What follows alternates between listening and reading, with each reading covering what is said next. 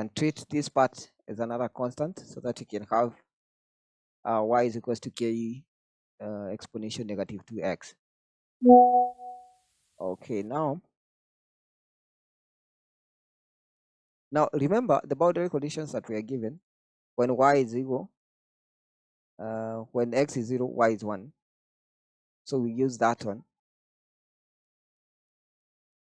So when x is 0, y is 1. So let me use another calculator here to solve that one. Show you some tricks. So we can say when y is 1, then we have, instead of k, let me use x, and then exponential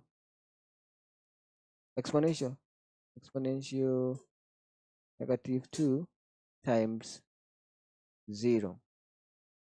And let's solve for x. We get the x is 1. So k is 1. So for k is 1. So we can say that the solution is y is equals to e to negative 2x. So the solution is y is equals to e to power negative 2x. That's our solution.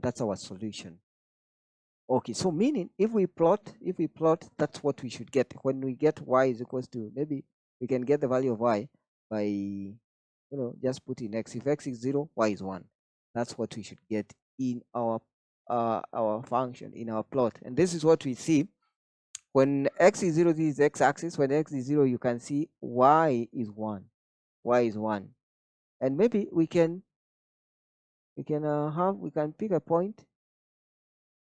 Pick a point here. What one? This one. X is 0.511271. Let's see what will be y. Again, let's go to our calculator here. Let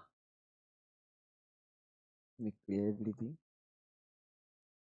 And so our y is equals to 1, which is k, times exponential to power negative 2 times x, and our x is 0.511271.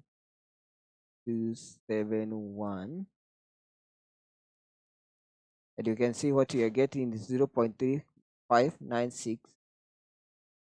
Yeah, almost exactly this. Okay, the error difference is because of this one.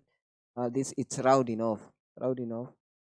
That's why we are getting some a difference in error. But you can see the answer is almost the same. So that's how we can solve MATLAB. We can use MATLAB to solve differential equation. This is just a very basic example of solving MATLAB, solving differential equation using MATLAB, and we have make use of ODE 45 function. There are many other functions which can solve even more complicated differential equations. So there you have it. That's a comprehensive guide to solving differential equations with MATLAB. Remember, practice is the key.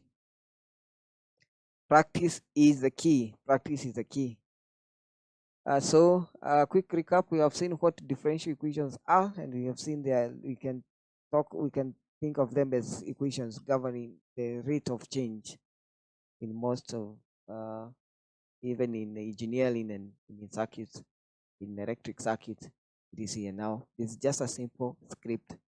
So thank you, people. May the Lord bless you, and thank you for joining us. Don't forget to recommend to someone if you found it helpful. See you in the next video.